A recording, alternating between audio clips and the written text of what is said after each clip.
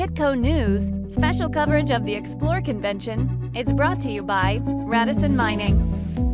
The Abitibi Greenstone Belt of Quebec is the second richest gold region in the world, but Greenfield's exploration comes with a catch. Francis MacDonald is Executive Vice President of Exploration at Kenorland Minerals. One of the company's flagships is the Frotte project with a sub-region to the north of the Abitibi. Francis will be speaking at the Explore event in Montreal at the end of the month. Francis, welcome to Kitco. Good to be here, Michael. Thanks for having me. Before we get started, what is Kenorland? So Kenorland Minerals is a company that I'm one of the co-founders of. The three other co-founders, we all worked together at the Hope Bay project in 2007, and we started this really organically in 2016 as a private company. And we put together quite a few exploration projects and joint venture deals over the time we were private, and we've just recently listed Kenorland on the Venture Exchange in January of 2016. Why is the Abitibi region so significant to mining? Well, I think you have to look at the history. And so the Abitibi region spans a large area of Ontario and Quebec.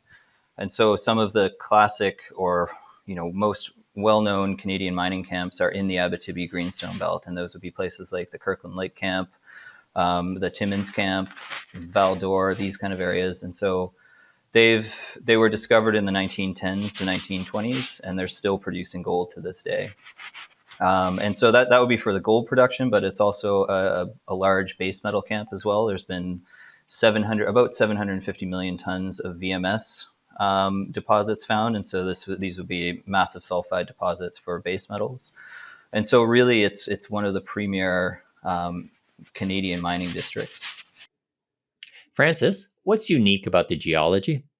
So the Abitibi is an Archean greenstone belt. And so the Archean is an age, it's about 2.7 billion years old. And a greenstone belt is basically a mix of volcanic and sedimentary rocks. And so there was something special that happened at this point in the Earth's history.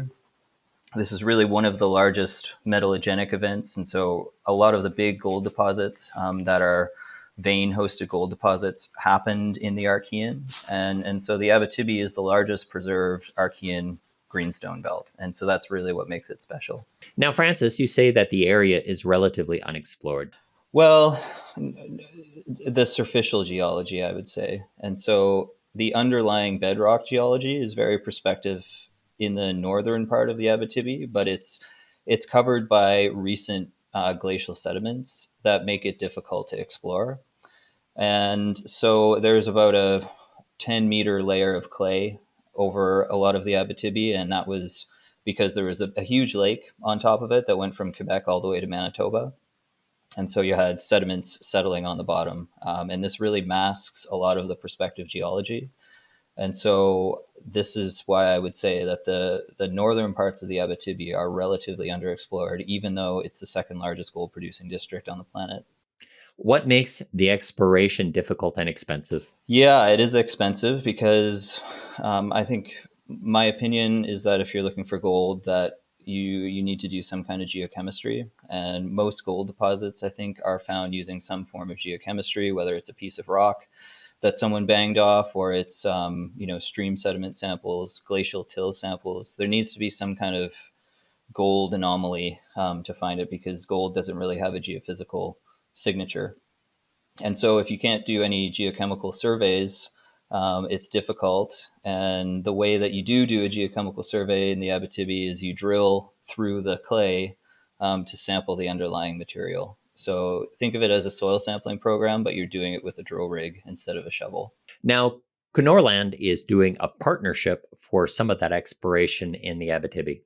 Yeah, I think the big thing with these programs, if you're looking underneath the clay with a drill rig, they're obviously really expensive, but it's also the timelines too. And so to go from a totally greenfields concept to a drill target might take 2 to 4 years. And so that's really difficult, I think, to finance in the markets right now as a greenfields exploration company. So it's really those two things, the financial capacity to take these on, but also the patience to do the right exploration to get up to a completely new drill target. Lastly, are there techniques or technology that are moving exploration forward?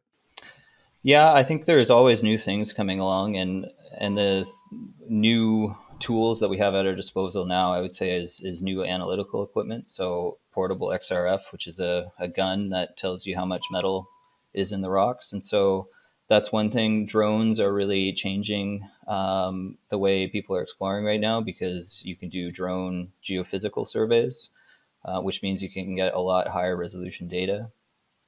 I would say, research always comes into it of having new ore deposit models, and let's say geochemical models of how metals move through the surface.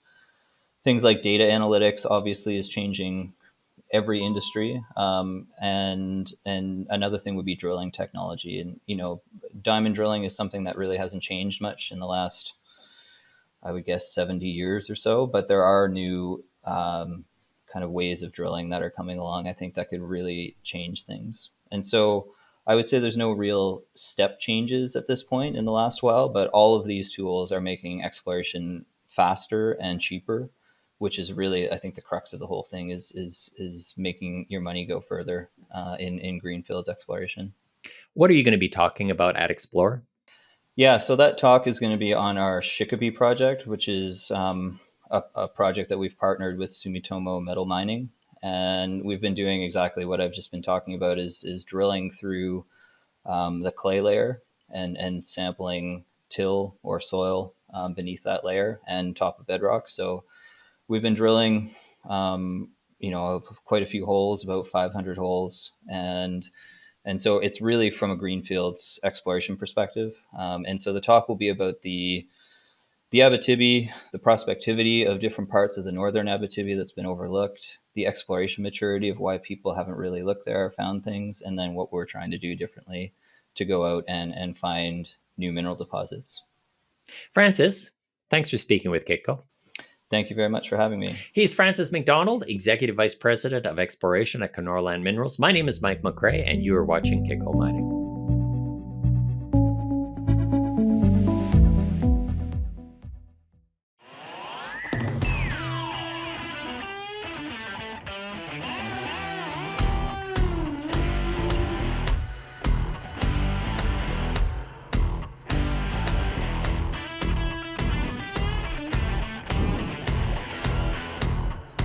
Where are we right now in the commodity cycle?